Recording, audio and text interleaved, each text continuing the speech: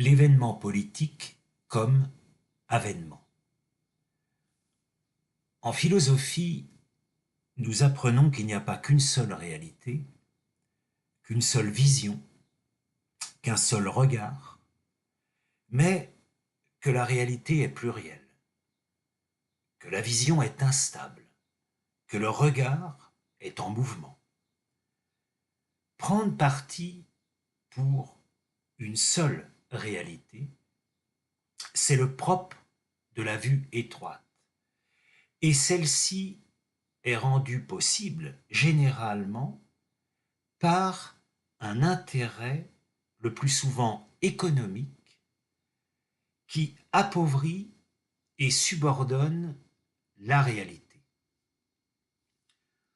On donne, on rend public une image et une seule de la réalité qui passe pour la réalité. Par exemple, l'étranger est régulièrement présenté sous la forme étrange de la différence radicale. L'autre n'est pas nous, car il n'est pas le même. Et le même apparaît sous une forme identique, sous un même vocable. Comme il y a eu par exemple celui de la race pure. Mais ce vocable n'a pas de réalité effective. Il existe seulement dans l'imaginaire. Dans l'expression race pure, l'adjectif renvoie à quelque chose de théorique, en dehors de l'expérience, mais qui n'a aucun ancrage dans la réalité existentielle, dans l'existence. Et que dire du mot race, qui a du sens concernant l'animal, mais non pour l'homme, qui est une et une seule espèce, comme on le sait.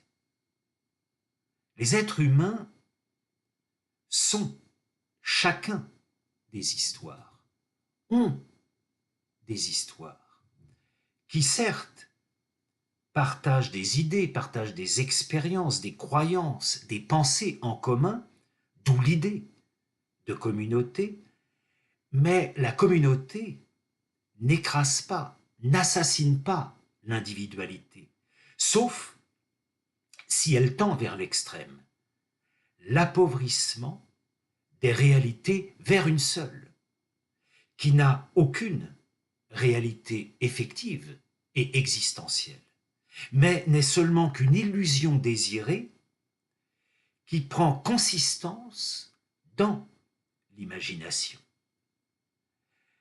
La richesse de l'humanité se situe principalement dans la pluralité des regards, des visions et des compréhensions du monde, dans la multiplicité des réalités. La mise en commun de ces consciences est ce qui peut définir la philosophie. Mais dans cette mise en commun, il y a la liberté de dire, de penser, de dialoguer sur les différentes réalités visées, tout en maintenant, tout en distinguant les différences afin d'éviter la confusion. L'idée d'autorité, de totalité ou d'unicité a une apparence d'ordre qui cache la confusion. Éliminer les différences, comme tenter de supprimer les partis politiques, les partis pris politiques, c'est entretenir une apparence d'ordre unique qui a du mal à contenir la confusion. Et l'événement politique d'aujourd'hui est l'aboutissement de cette apparence pauvre, en réalité confuse. nous devons choisir entre deux extrêmes, nous dit-on, sans qu'aucune réflexion sur la notion d'extrême soit avancée. L'extrême, c'est ce qui est au bout, la dernière limite, l'indépassable, l'impensable aussi, car sans penser, ce qui est extérieur, donc illusoire par rapport aux réalités. Or, l'exclusion de l'autre, l'exclusion de l'étrangeté, de l'étranger, de l'étrangeté de l'autre, étrange parce qu'incompris, par ignorance, c'est-à-dire par absence de volonté de comprendre tout autre, est effectivement une idée extrême, une idée figée, qui n'est pas propre à la conscience humaine, sauf si elle est aliénée. La conscience est liée à la connaissance. La connaissance est toujours une double naissance, celle de moi-même et celle de l'autre, à chaque rencontre. C'est parce qu'il y a différence qu'il y a désir de connaître. Sous l'expression rassemblement national, il y a cette idée de rassembler le même et d'exclure l'autre. C'est un appauvrissement non seulement de la pensée, mais de l'idée d'humanité. C'est une illusion ou une idée illusoire sans réalité effective. L'autre partie, présentée comme extrême, est le nouveau Front populaire, qui lutte contre l'image de la réalité qui est donnée par la pensée extrême.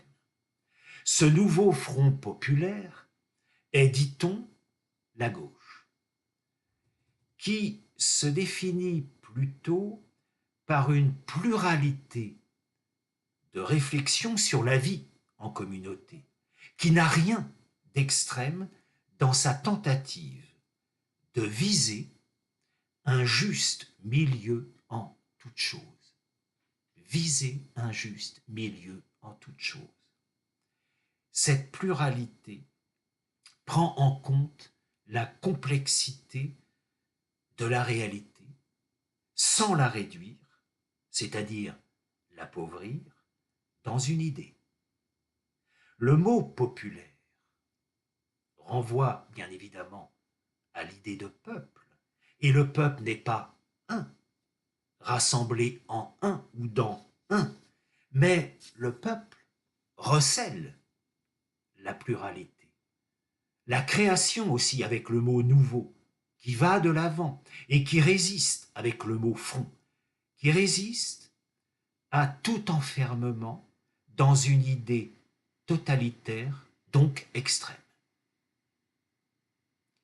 Cette réflexion de l'instant est due à une inquiétude, qui peut être formulée ainsi. Faut-il faire le choix de s'enfermer sur soi-même, et donc de s'appauvrir, ou bien de s'ouvrir à l'autre et de s'enrichir? Cette question est tellement simpliste, voire proche de la bêtise. Cette question est l'aboutissement de la politique moderne qui a perdu dans son tâtonnement la réflexion, la pensée et donc la création en se soumettant au profit, au seul profit, devenu plus dangereusement important que l'humain. En réalité, il n'y a aucun choix. Toute conscience qui réfléchit sait qu'elle est par elle-même ouverture sur l'autre et le monde. Il est donc facile de comprendre que chaque conscience qui aspire intelligemment et librement aux réalités multiples qu'elles veulent vivre, ces consciences sont ensemble aujourd'hui, avec la richesse de leurs différences, sous l'expression Nouveau Front Populaire, pour donner naissance, suite à une rupture, une fêlure, c'est-à-dire une crise, à ce qu'un peuple défend toujours du fond de son âme, du fond de son cœur, la liberté. Et dans la liberté, il y a la création. Et la création se nourrit des différences. Il faut donc se méfier, se détourner de ceux qui veulent les abolir sous une apparence d'ordre. Hannah Arendt nous a prévenus en écrivant ceci dans le système totalitaire, En écrivant ceci, les mouvements totalitaires usent et abusent des libertés démocratiques pour les abolir.